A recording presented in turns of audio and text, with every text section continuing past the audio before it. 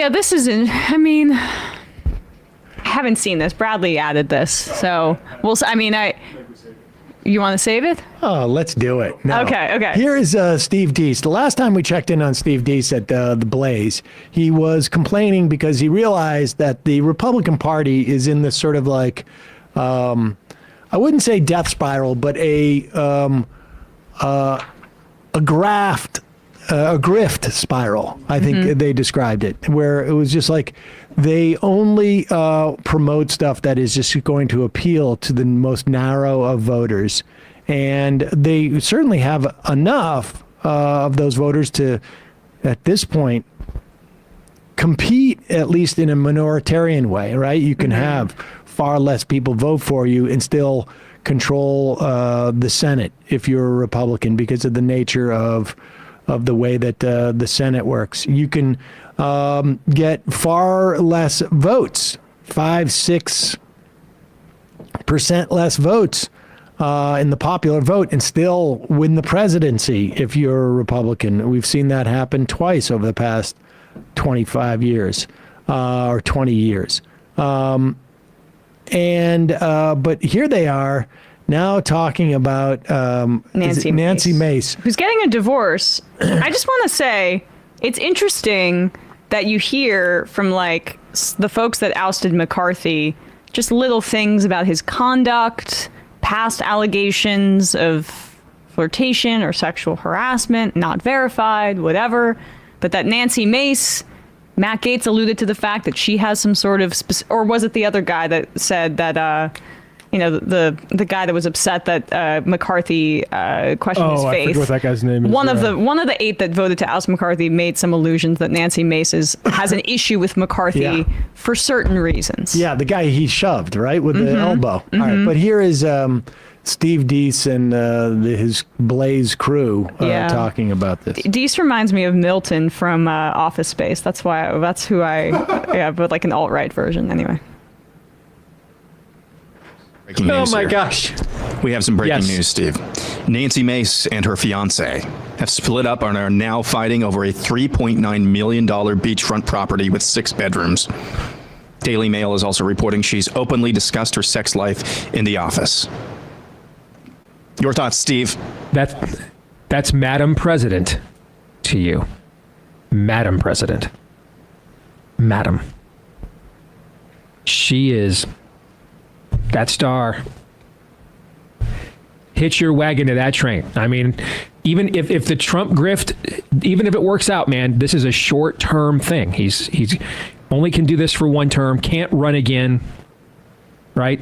So you got to think about, to quote Jack Nicholson's Jack Napier in the first Batman movie, Eckhart, think about the future, okay? So, I mean, this is a short-term grift, right? I mean, I'd be like George Lasso in the Moon there for Donna Reed and It's a Wonderful Life. I'd be hitching my grift wagon to that train. That's what I'd be doing. That notwithstanding, just to be clear, and now adding the personal scandal too. I mean, she's just out here dude. Isn't she twice divorced? Hey, she doesn't. No, I'm just asking. She's just checking boxes for political celebrity at this point, man. I mean, she's Ken Griffey Jr. She's the natural. She is the perfect fit for this era. Perfect. Which is why she will rule it. Hate the game, man, not the player. Okay. Am I right about that, though? Isn't she twice divorced? Sure. Why not? I know. And she's like 40, right? Why not thrice? Did you guys see that? And I mean, she's showing off. I mean, she's 5 minutes from a wet T-shirt contest with the ample bosoms. I mean, this is. What does Caesar Flickerman say about Katniss Everdeen? Girl on fire. That's what she is. Okay, with the jazz hands. That's what she is.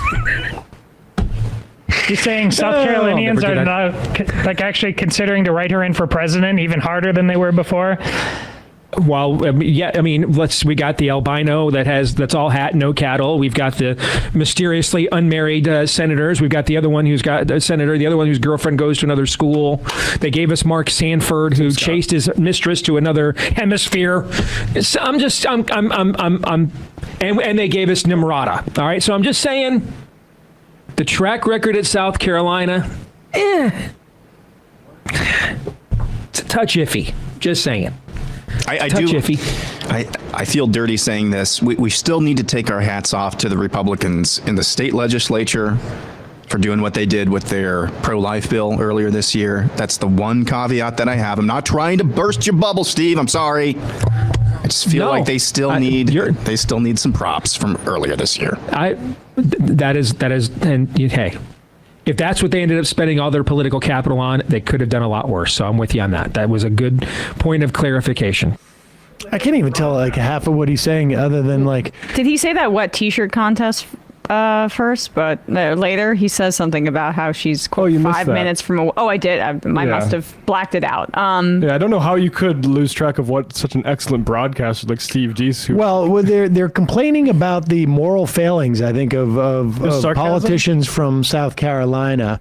And that the Republican Party sounds like to him is like, Sodom and Gomorrah at this point. Right. Just call her a whore. Just call her a whore. That's what they want to do. To be fair, he's also complaining about what, that he is their gay representative from South Carolina that are closeted.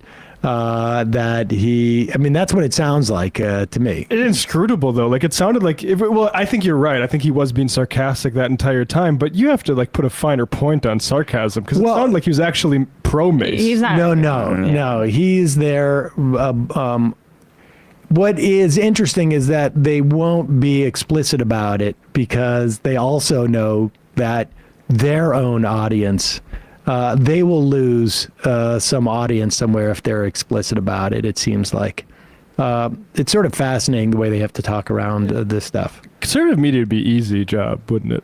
That was the whole point why we used to do Ken, and Ken. Yeah. We started the Ken, and Ken thing, which was the sort of the fake, I think, I can't remember if we did it first on April Fools or on Halloween, but it was really because, and that was back like when the show was literally just 3 people, period, doing everything.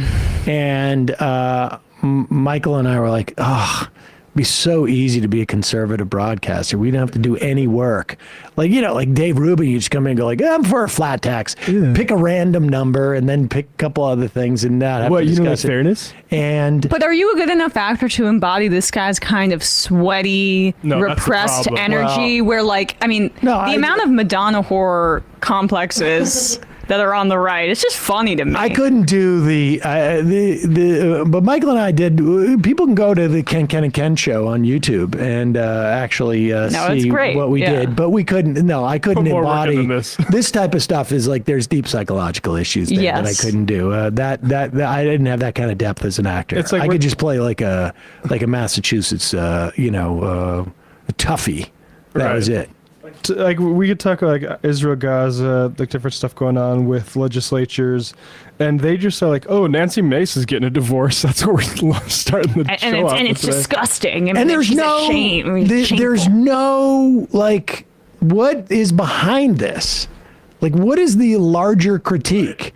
Like, yes, that the Republicans don't have anyone else next, like that their bench is thin or whatever, or that the Republicans, there's nobody there with policy, but there are no Republican policies. Yeah, after tax cuts, that's it. They run out of stuff. There's a reason. It's the reason why a Nancy Mace can be successful, even if I accept this guy's critique. The reason why is because there's nothing. There's never been anything. But there's personality. Paul Ryan was no different. He just would go up there and tell completely fictionalized stories to try and make a larger point that ultimately, at the end of the day, was just as full of holes. It's just that was prior to Trump, when the party still felt like they had to pretend like they were offering some type of policy prescription, and reporters still pretended like this was a serious party. Paul Ryan, the reason why the press took so long to deal with Donald Trump's lying is because they were so knee-jerk trained to buy the lies of a Paul Ryan.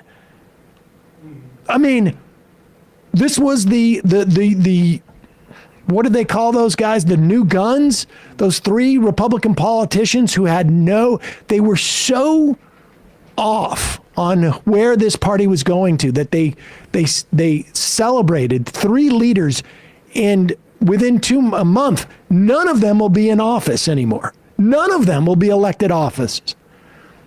Cantor, Ryan, and McCarthy.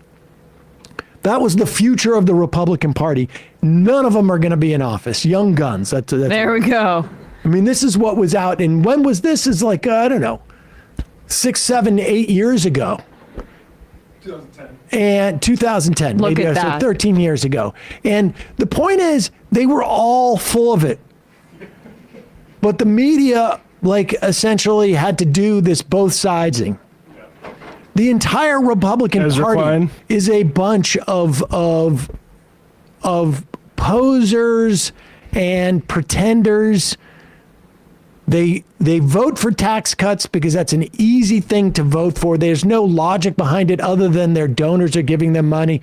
And then that's why the entire party is now dominated by the Boeberts, the Marjorie Taylor Greens, the Maces, the Gateses, the complete showboaters who have no substance, no policy prescriptions, but they get their electoral power from voters who just want to see, are you owning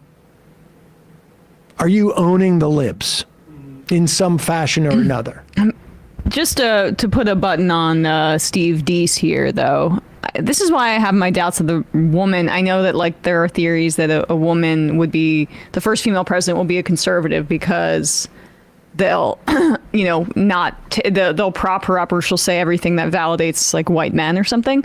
But I don't even think that that's possible right now because of how deeply seated the conservative desire is to either sexualize a woman in power or bring her down. There's really no in between. And now that Nancy Mace, who was sexualized by Deese before, has disappointed him in her immorality for getting divorced twice before getting married, well, it's time to dismiss her because of that. Because it takes very, very little for them to dismiss women. Yeah, there's a piece we talked to Alex Perrin about in 2017, but from Splinter, the long, lucrative right-wing grift is blowing up in the world's face. And it's basically the idea that the Republican Party made an alliance with these nuts for a long time, basically since Goldwater, but now the people that are making the alliance with the nuts are nuts themselves. That's what I used to say was they created Frankenstein, and then Frankenstein took over. Yeah. All the townspeople became Frankenstein too.